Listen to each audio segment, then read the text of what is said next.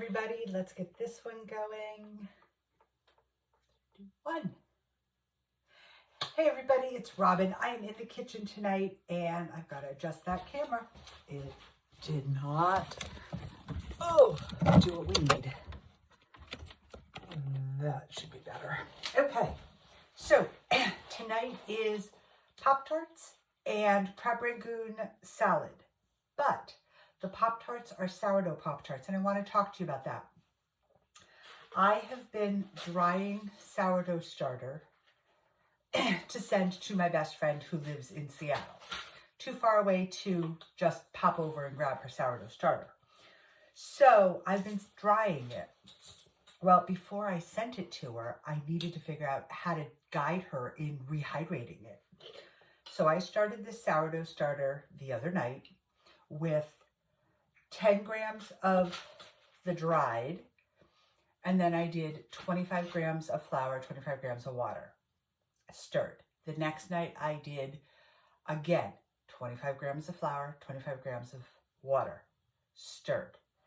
She is now growing and very happy and ready to be worked with. So, and I don't want to drop this, so this is going to get moved because that's kind of gold.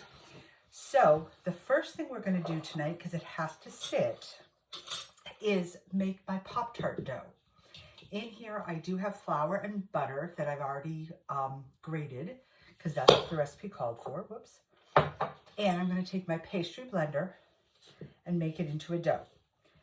In that also is the sugar for the recipe. And I did add a little almond flavoring, just so that it wasn't just pastry taste. I mean, who doesn't like butter taste? But I just think almond makes it a little bit richer. I was hoping for cherry preserves, and I don't have any. I've got blackberry. So we're going to go with almond and blackberry. Sounds good to me. So I am just putting this together into a loose dough.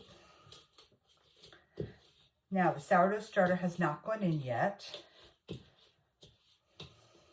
And I am going to just push that dough right out of there because I am going to add my sourdough starter now.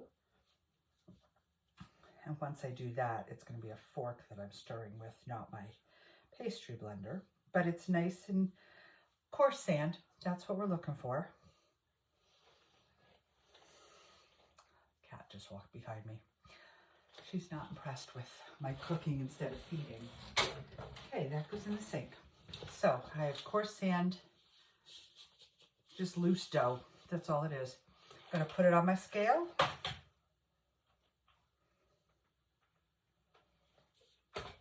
Make sure you zero your scale or else life gets winky. And I need 125 grams of starter. So we're going to dig out 125 grams. Which this is nice and stringy and gooey. Happy starter right there, folks. And I did not have a dehydrator to dry that out. I just put it on a plate and then I would flake off what was dry. Okay, there's that. That's in. And the other thing the recipe calls for, which I think is a little odd, is a teaspoon of white vinegar. Who knows? I'm going with the recipe tonight. I've already doctored it by adding almond, so we're not going to doctor it anymore. And there's a teaspoon of white vinegar. Close that up. Goes there. You go back on there to protect. Get moved out of the way.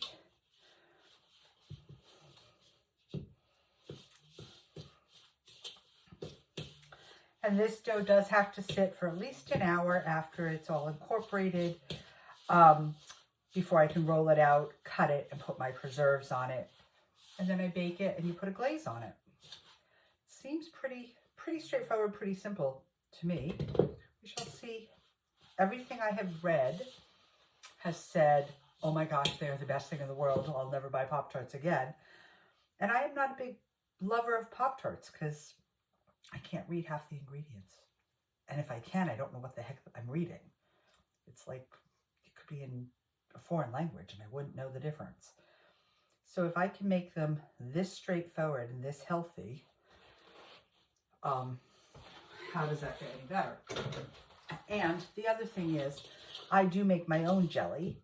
So again, I know what's in my jelly. I know what's in my Pop-Tarts. Little healthier for all of us in my house that eat Pop-Tarts. And this dough is coming together. Now it'll just sit over on the stove for an hour. Well, it gets all happy before I roll it out. And there's still loose butter and flour in here, which is fine. As the dough sits for that hour, it'll start to expand and I can incorporate that in when I roll it to cut it. So I'm just going to leave this right in the bowl as it is. And that will sit under the lights. I've got to get this dough off my hand. Okay, next thing that we're going to talk about is crab rangoon cucumber salad. We did the hot and spicy cucumber salad last week and it was lovely, but I don't eat hot and spicy. I don't like hot and spicy. It tasted fine. It was hot, it was spicy. As it sat, it got spicier. But my favorite thing is crab rangoon. And if you're trying to watch what you're eating, fried crab rangoon is probably not your best choice. So this is sliced cucumbers and flake imitation crab meat. You mixed in some whipped cream cheese. And somebody used Nutella in the cream cheese. Oh yeah, there we go. And I'm just going to put about that much in. You know what? We're just going to kill this container because there wasn't that much in it. I've had this sitting out, so it's nice and soft and perfect to mix into my salad.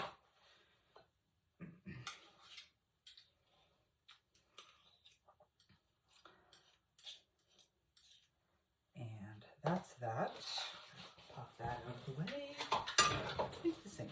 And then the other thing it calls for is some mayonnaise. I happen to use this brand. You can use whatever mayonnaise you have in your cupboard or in your fridge. And I'm going to use about the same amount of mayonnaise as I did cream cheese.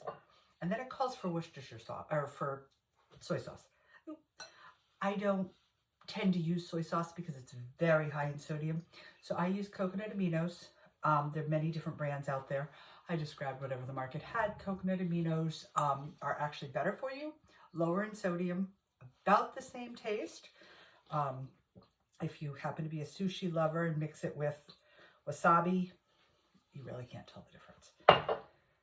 And I also did not have a takeout shaky container like they show. So I'm just going to stir this with my fork. I've seen people do it with chopsticks. I am not that chopstick talented, so hats off to them. Kudos. But this girl is going to use a fork and just get it all mixed up.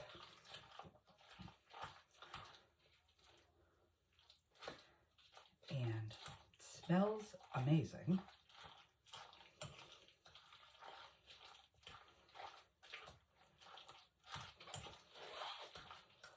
Okay.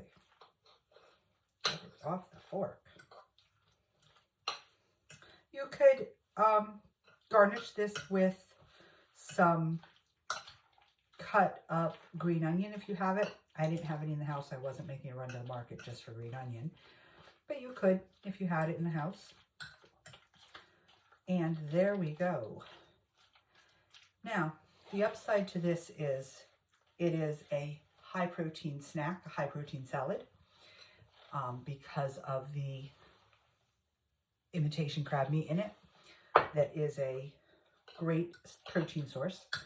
I love it. And there is our salad all ready to go. And I just have to taste this bad boy before I tell you one last thing. Wow. That is delicious. That is my dinner tonight. I'm just going to put that spoon right in there to serve with.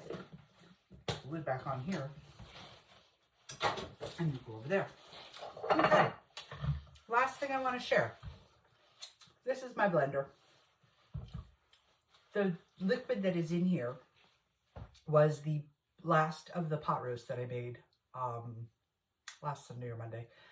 And it had carrots and parsnips and turnip in it and all that great broth. And I'm like, what can I do with it? I don't want to make a pot of soup. I pureed it all together. Nice and smooth. There was a couple pieces of meat in there from the pot roast. All good. I pureed it all together. I'm going to bag it, mark it as beef broth base, pop it in the freezer.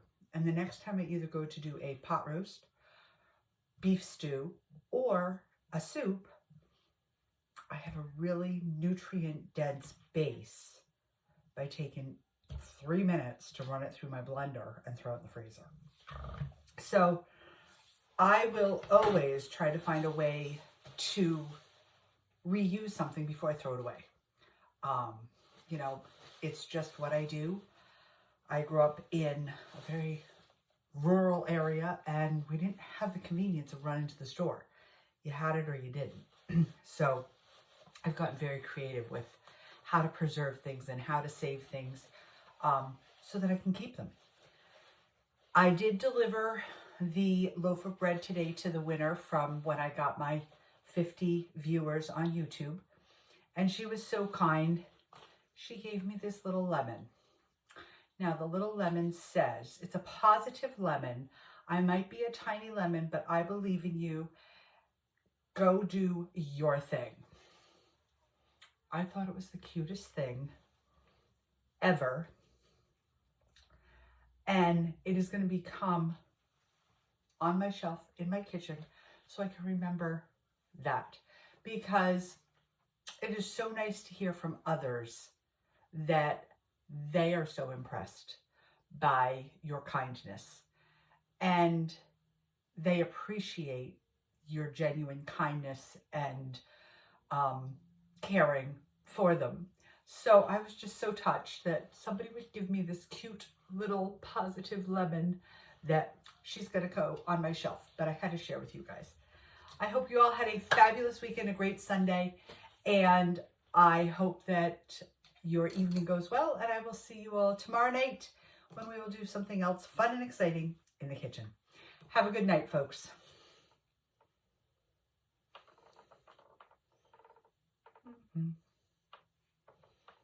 Okay. We're getting there, guys. I will figure out how to get these so